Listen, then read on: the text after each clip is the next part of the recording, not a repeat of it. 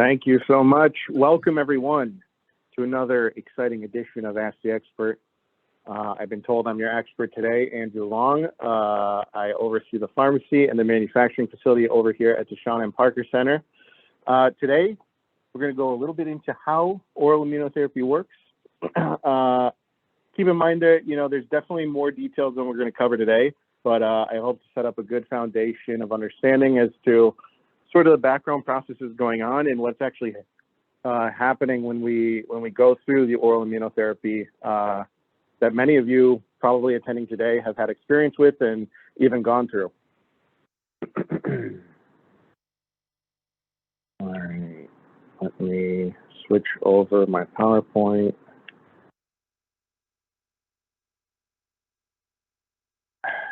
All right.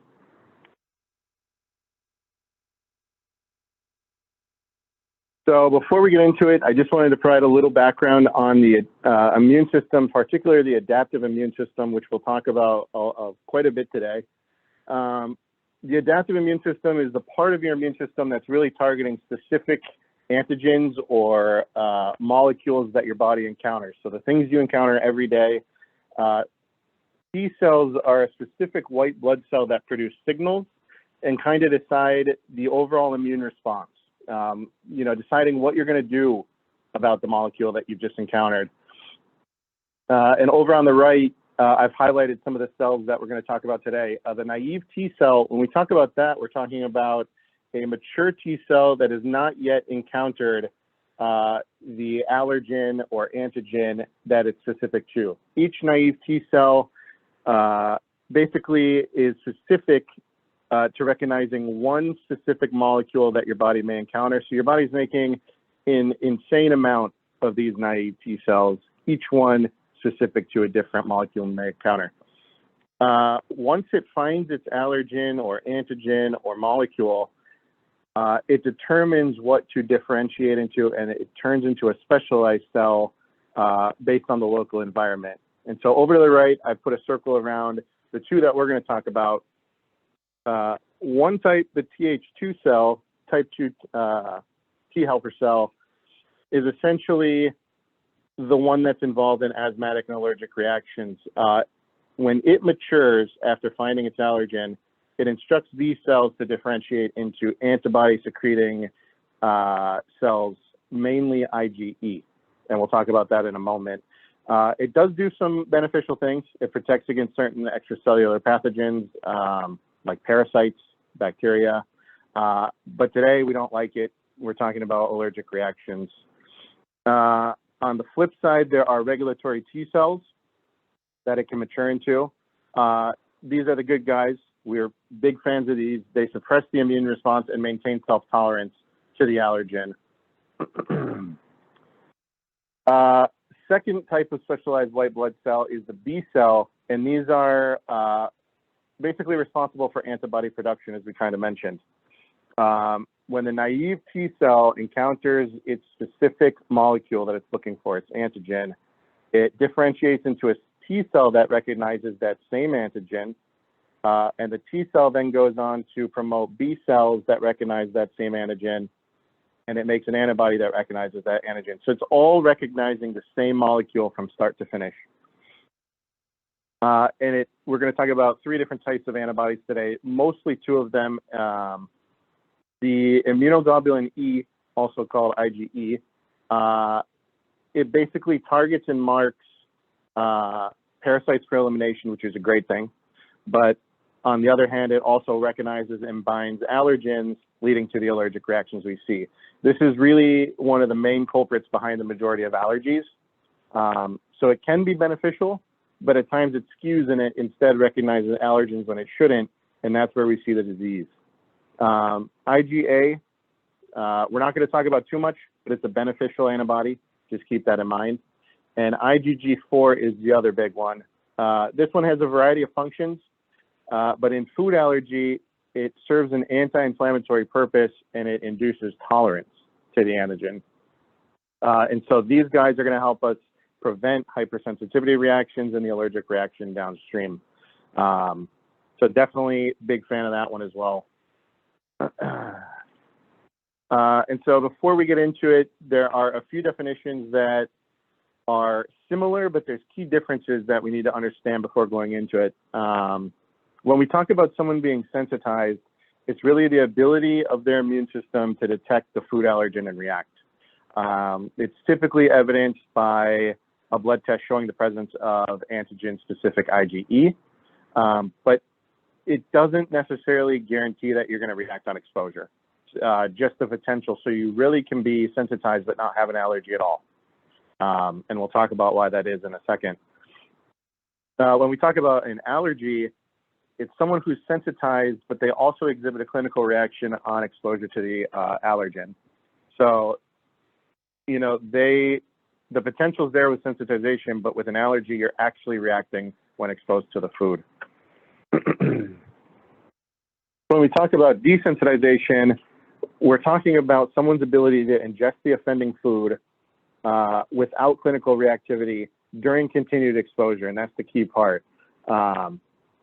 It's a state of an increased threshold before reaction while you're still dosing with the food and continuing exposure to it.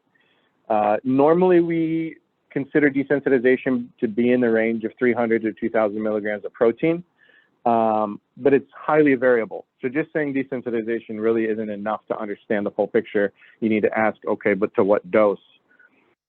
Sustained unresponsiveness is a term we use that is the same as desensitization with the increased ability to ingest the offending food, but we're talking about this occurring after a period of OIT discontinuation or allergy avoidance. And so this is thought of as remission. It's essentially at doses that are the same as desensitization, so that 300 to 2,000 range, but after a period of 8 weeks or greater typically, and that's highly variable as well, what they're considering to be SU, of avoidance to the food.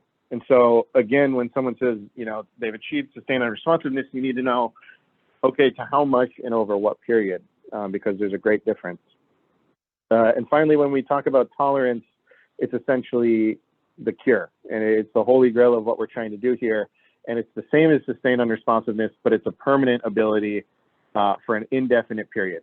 So whether you're eating the allergen or not, your body has maintained the changes that allow you to eat the allergen forever. So in the normal immune system, when we're eating allergens, you know, the first time we have exposure to it, your specialized gut cells are continuously sampling the allergen coming through and presenting it to your immune system. And today we're mostly going to talk about dendritic cells filling that function, where they're sampling and processing food antigens that pass through the gut. They swim down to the lymph nodes and they present that processed food antigen to the naive T cell. And it essentially tells the naive T cell what to do, what to grow up into, whether it's the regulatory T cell or the Th2 cell. And in a normal environment, T cells to turn into a regulatory T cell and make a tolerogenic response to the allergen with no reaction. But the local environment can definitely skew and change what that dendritic cell tells the T cell to grow up into. And so for a normal response, we see regulatory T cells being made and no allergic response. But in cases, the environment can skew, causing the dendritic cell to tell it to grow up into a Th2 cell, which then causes downstream effects leading to allergy. And there's a number of things that can affect the environment and skew it one way or the other. And it's really a net effect. And some of those things are age at initial exposure, the allergen composition and how much it's been processed, what type of processing, your microbiome diversity, underlying immune disorders, and importantly, the route of exposure. We've seen more and more data showing that one of the primary routes of allergen induction and sensitization is through the epithelium or your skin. And so we've seen in cases of barrier dysfunction, such as injury or stress, whether that be by direct agents like detergents or alcohol, or diseases like atopic dermatitis or eczema, dry skin, when there's barrier breakdown and injury and stress, the epithelial cells start to They have a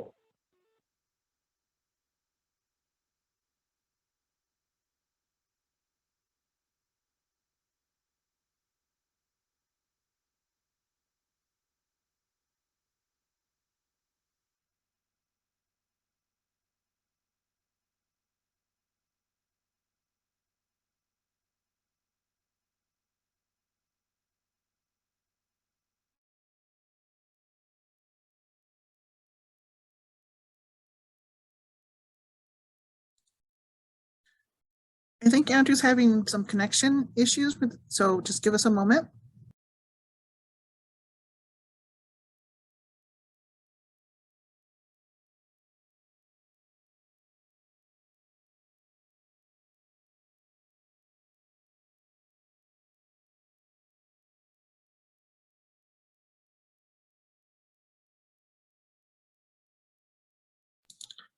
It looks like Andrew has some technical issues, but he will be rejoining in a few moments.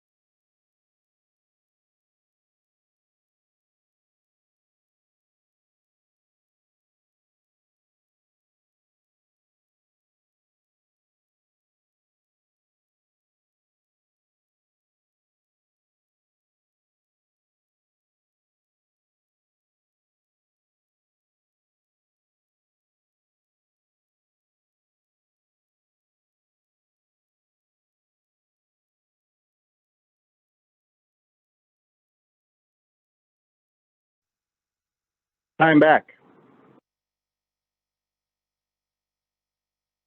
Can you hear me now? Great. Well, exciting times. But as I was saying, essentially, when you start to produce these Th2 cells, they've got downstream effects. They're going to secrete some signals that tell the B cells to start making IgE against the allergen. Those IgE bind to basophils and mast cells. And then when you have subsequent exposure to that allergen, the allergen binds the IgE on those basophils and mast cells, and you see the reaction that's classical to allergy. So, you know, the degranulation and the acute reaction.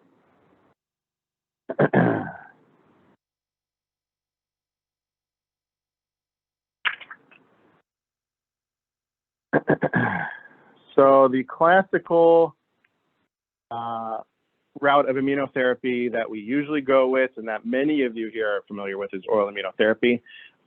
It's been around since at least 1908. It was first published by Schofield. Dipped out of popularity for about 80 years before coming back in the 80s and 90s. And here we are today. You start the dosing at minimally reactive thresholds, ideally below the amount of allergen required to bind to the IgE on basophils and mast cells in an amount that causes a reaction. And you gradually escalate it as tolerated. Like I said, with the desensitization targets, your target dose is variable from 300 on up, and you maintain that dose for weeks to years once you reach maintenance. So the mechanism of OIT, this is the big question of how it works. There's gradual changes across many different cells over time. But in simplistic terms, we can kind of sort it into two different phases, categorized by the low dose OIT in the early phase, followed by medium to high dose OIT in the mid to late phase. And we'll cover this step by step. In the early phase, it's pretty much marked with consistent exposure to low dose allergens. You see a rapid increase in IgE in the first weeks to months, which, as we know, is not so hot based on what we've talked about. It's not a great thing. And as expected, this period is associated with the highest rates of adverse events in response to the OIT, especially within the first few weeks when it's really peaking. In a study of peanut OIT, it was demonstrated that peak occurs around week 7, and the IgE spike lasts all the way through 35 weeks above baseline. So it's not a short while. It's elevated for quite a bit. And the thought is that this is due to the environment still being one that promotes dendritic cells, picking up the allergen, presenting it to the naive T cell, and telling it to continue to expand into Th2 cells. So that environment is still the same, and you're repeatedly exposing the dendritic cells to allergen. You create more Th2 cells, more B cells, and more IgE. If that's all that was happening, OIT would essentially be doomed, but lucky for us, we start to see that continuous low dose antigen exposure does lead to some of the dendritic cells promoting induced Tregs, regulatory T cells, against that same allergen. And so those regulatory T cells go on to promote B cell switching and regulatory B cells that make 2 different antibodies, IgG4 and IgA, which, as we said before, were the beneficial ones. So over time, while there's a rapid increase in IgE, you also see a slower but gradual increase in IgG4. Essentially, this IgG4 offsets the early rise in IgE, and it's kind of a competition. The IgG4 competes with IgE for binding of the allergen. So when the allergen is picked up by IgG4, it isn't available to bind the IgE on the basophil and trigger a reaction. There's some data that also says that over time, the IgG4 that the B cell makes mutates, and it gets a little bit better at its job, increasing its ability to find and bind to the allergen. So over time, it's getting better in function and in quality or quantity. There's a receptor on the basophil that the IgG4 can bind, and it inhibits the basophil and makes it harder for the basophil to activate, even when the allergen binds IgE on it.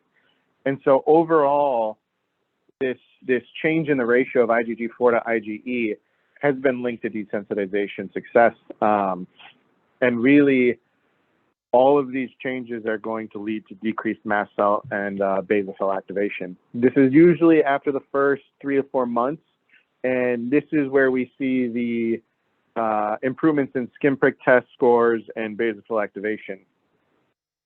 As stated, this is really a byproduct of constant low-dose allergen exposure in the beginning.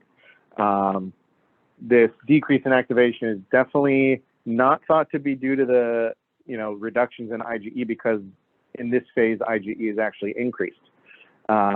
It's most likely due to the function of IgG4. And with the IgG4 binding to the receptor on the basophil, it actually has some evidence stating that these early changes in the basophil aren't just applicable to the one allergen you're using in OIT, but to other allergens that you may be allergic to at the same time in a non-specific way. That's not to say, go out and eat every single thing that you're allergic to right off the bat. There's definitely more data that's needed, but it's seeming like it's a non-specific change, which may provide some protective benefits.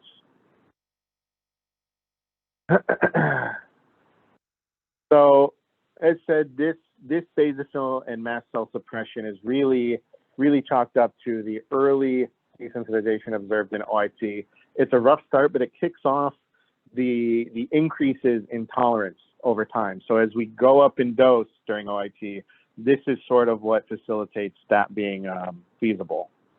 And we'll talk about how durable this specific mechanism is shortly, and how it can wane after you terminate OIT, and that's sort of where we look at sustained unresponsiveness, tolerance versus desensitization, and needing repeat exposure. So as you continue dosing and you increase your the dose level that you're taking into mid to late phase, and you get to those higher doses of allergen exposure, which are permissible because of the downregulation of the basophils, you start to see a shift from the Th2 dominant immune system to the regulatory T cell. And that is thought to be due to high dose exposure of the allergen leading to Th2 cell anergy or inactivation or death. And so what you see is the cytokines or the signals that the Th2 cell used to make in the environment are decreased. And so instead of the dendritic cells, the environment telling them to keep making Th2 cells, there's a greater proportion of dendritic cells promoting the maturation and differentiation of Tregs and other beneficial T cell types. With the death of Th2 cells in those signals, you see more decreases in specific IgE to the point where IgE may fall below your baseline levels. And you see overall a decrease in Th2 being correlated with your success in desensitization. As I said, with a change in environment and the signals in the environment, the dendritic cell starts to tell more and more naive T cells to differentiate into regulatory T cells. Here, it may be beyond this lecture, but those cells, those Tregs express FOXP3, which is a region of DNA that has been linked to Treg function and your odds of achieving sustained unresponsiveness.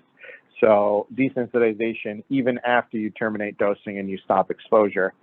And so the entire net effect of this skewing from Th2, the cell death of Th2, and the change in the signals in the environment really leads to a whole slew of downstream suppression of allergic response.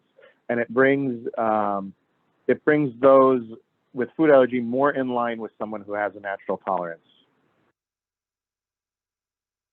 So to summarize, it's really a brute force approach. I mean, we're throwing food at these immune cells as best we can, as safely as we can. But the continuous approach sort of results in a balancing act. You know, you have a competition in the early phase between naive T cells that are continuing to make Th2 cells, and you see an increase in IgE, which is marked by high AEs. But at the same time, you see a gradual shift with some of those promoting Tregs, which then increases your IgG4. And so it's really a competition between the two that leads to the initial increases in tolerated dose. As you switch to the late phase, you see that environmental shift where you start making more Tregs instead of Th2 cells. And this leads to downstream, the downstream promotion of tolerance as a whole. And that's the phase where you start to see less adverse events, a more robust change in the immune system towards tolerance altogether. And so it's a little beyond how it actually works, but I wanted to just touch on what happens after OIT. Briefly, you know, we know now that the majority of patients can be desensitized, but really after withdrawing that constant exposure, we see a majority of patients losing that tolerance. There is some data saying that the duration of how long you stay on dosing and a younger age may increase the odds of achieving sustained unresponsiveness, but we still don't know very much about why that is. And there are studies underway to understand that.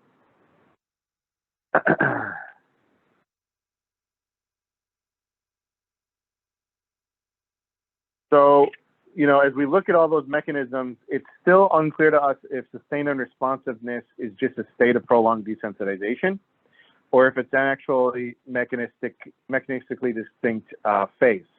Right now, there are no real distinct markers suggesting when one phase might end or when one another starts, or if there's any sort of distinct underlying change that would indicate someone is going to achieve SU. There are a few things here and there with some data, but nothing that is really promising and accurate.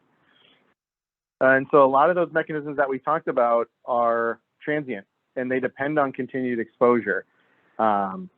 they're not durable without continued exposure to the allergen, where the dendritic cell continues to pick it up and make more Tregs. And there's some data out there saying that that's because some of the Tregs are short-lived. They don't last very long, and so they need to be replenished. There could be loss of epigenetic modifications in those Tregs, changing their functionality. So even if they do survive, they're just not as functional as they once were.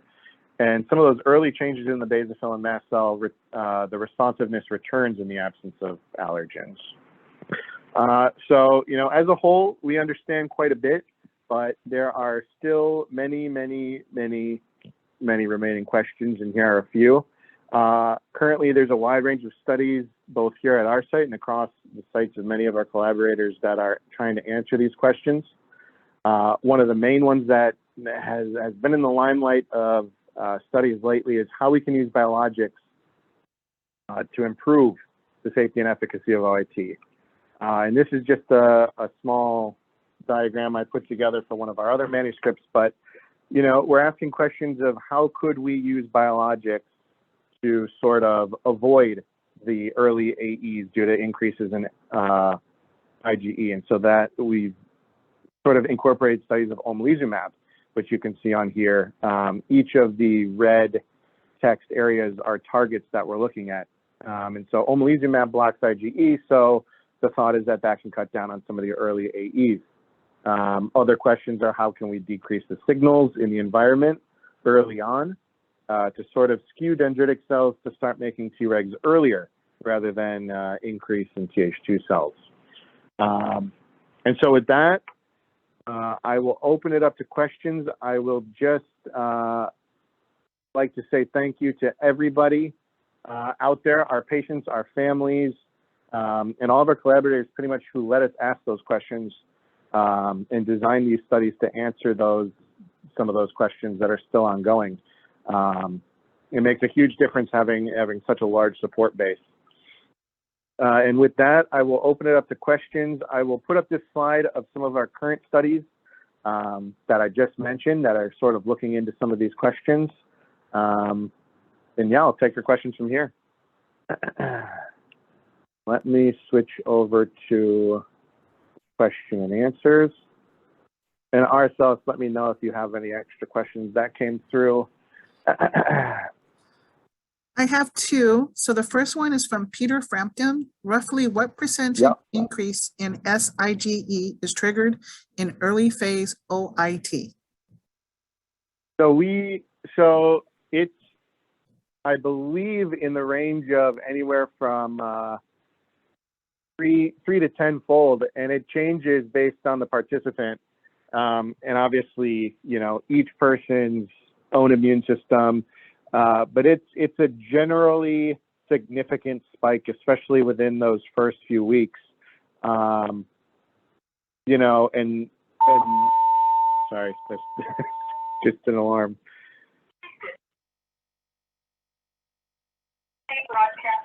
Just a test, we're safe. But it depends on the patient. And so it is a significant rise. And that's sort of why we, like I mentioned, are looking into omalizumab, which is an anti-IgE antibody that soaks up the IgE that's produced. And so all that free IgE that's produced early on, the thought is if we can soak that up with omalizumab, it just gives the IgE or the IgG4 in the early phases even more of an advantage. I see another question for trials of adults with serious allergy.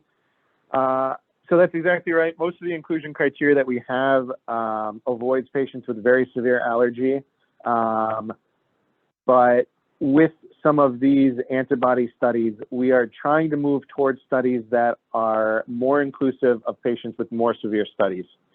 More severe baseline IgE, more severe reactions, possibly past reactions with intubation in the ER.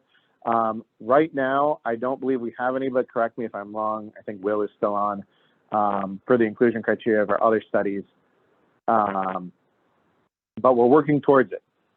Especially with these biologics, we're hoping to make a safer platform for allergen exposure. If we can help the immune system out with some of these adjunct agents, we're hoping it opens a safer window to apply to more patients and generalize. Because the end goal is making a therapy that works for any patient with allergies, you know, not just those with quote unquote mild to moderate allergy. Study for MAGIC and Combine. Combine is underway and currently recruiting still. So please feel free to reach out on the contact info on the slide that's up right now. MAGIC, near and dear to my heart. We actually are picking up steam and we're hoping to enroll in the next 1 month. And so if there's interest, please come in. We're pre-screening now.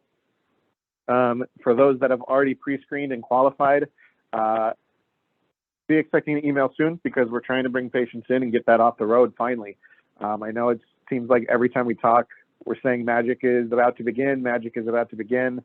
But I have hopes that in the next month or so, we'll be bringing in patients and begin dosing here. We're up to 5 patients at our collaborator site at Phoenix Children's Hospital. Mayo Clinic is just about to start enrollment there as well. So stay tuned. Question about the current thinking on the quantity of an OIT dose needed to convey protection. 1 peanut versus excess of 1 peanut. So there's actually, and I didn't include it in this slide set, a study by Kulis et al. And I can send that publication out. But essentially, it was a study on peanut OIT where they compared the immune effects of 300 milligrams protein, which is roughly a tiny bit more than a peanut, versus 3,000 milligrams of peanut maintained over 3 to 4 years. And they actually found no significant differences in the mechanisms of action. So the changes in cytokines or signals, changes in the basophil inactivation, it was the same between that 300 milligram and 3,000 milligram group over 3 to 4 years and at time points of both desensitization and sustained unresponsiveness. I did not see what the tolerated dose was. I believe there was no difference. But keep in mind that this duration was very long. I mean, we're talking about 3 to 4 years. In the short term, there may be differences, but at least at that point, it seemed like the mechanisms of action underlying it didn't really have any difference. So, you know, I think there's more data is needed. But so far that was promising in the fact that 300 milligrams could convey a protection. You know, we've seen other data from our own studies that showed after OIT, patients maintaining 4,000 milligrams peanut versus ramping down to 300 milligrams.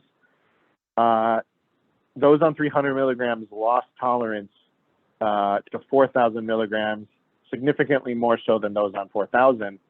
But both groups still maintained a tolerance above baseline. You know, even though they were only on 300, they didn't drop back down to 0. They still maintained quite a bit of desensitization compared to where they were. But definitely need more studies on it, but, you know, things are promising.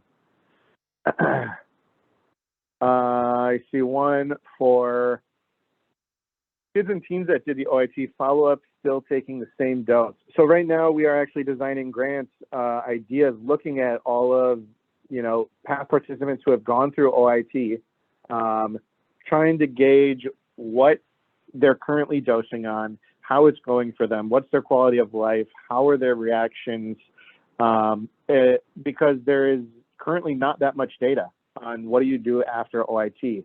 There's a large-scale trial with the NIH right now that's looking into patients that are transitioning from OIT to food in their diet, but of course the results aren't out yet. So we're definitely looking into more of what is the ideal dose, how much does a patient need to take, how often do they need to take it to sort of keep these protective effects and keep, you know, a healthy population of Tregs and keep an immune response, because so far, as we saw on the other slides, sustained unresponsiveness where you have no exposure at all hasn't been stellar in the past. So we're hoping to gain some more on that.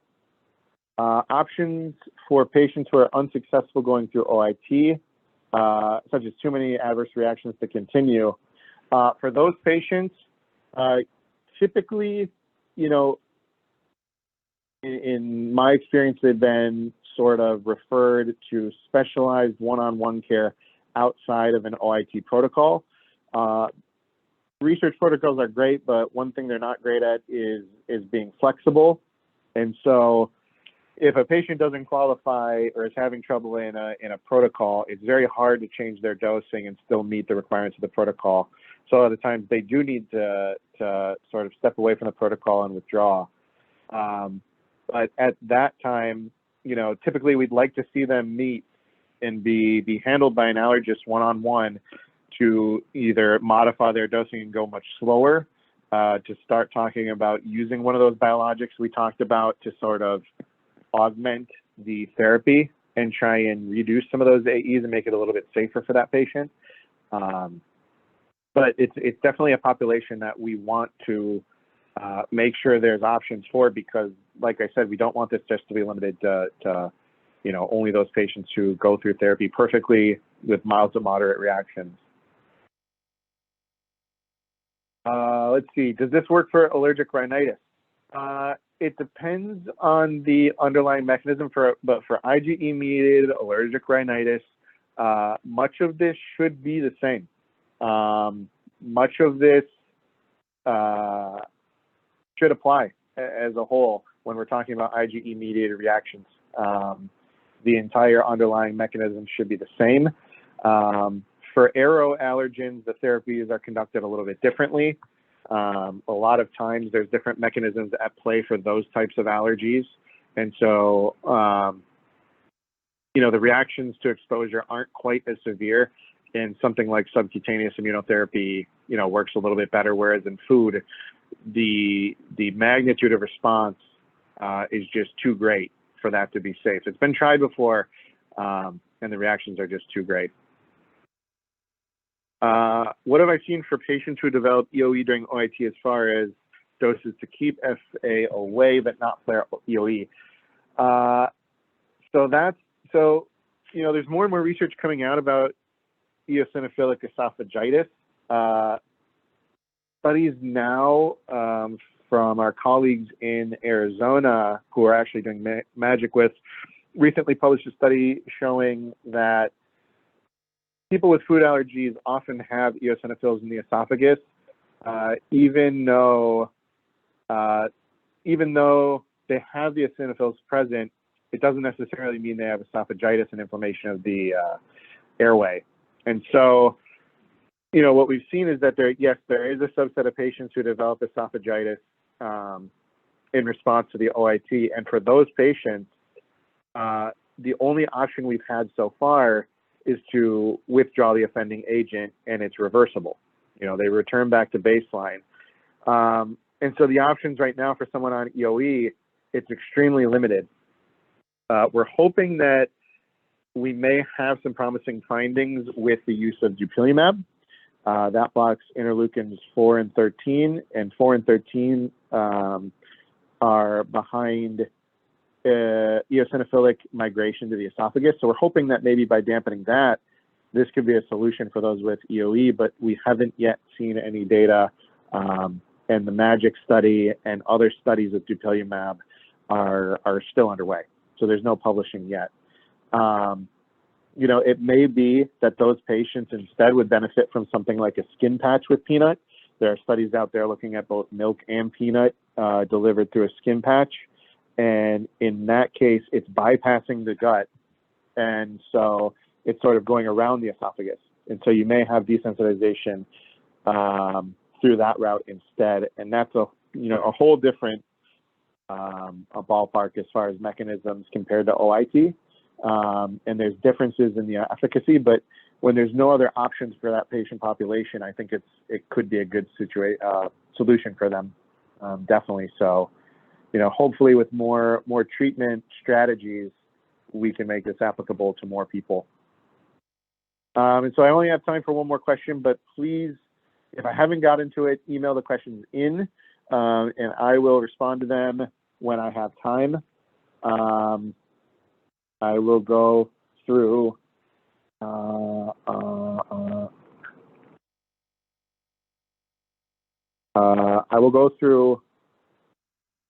do we follow patients who graduate from OIT are most able to occasionally skip their daily allergen dose? We have been following patients. We have a huge long-term follow-up study.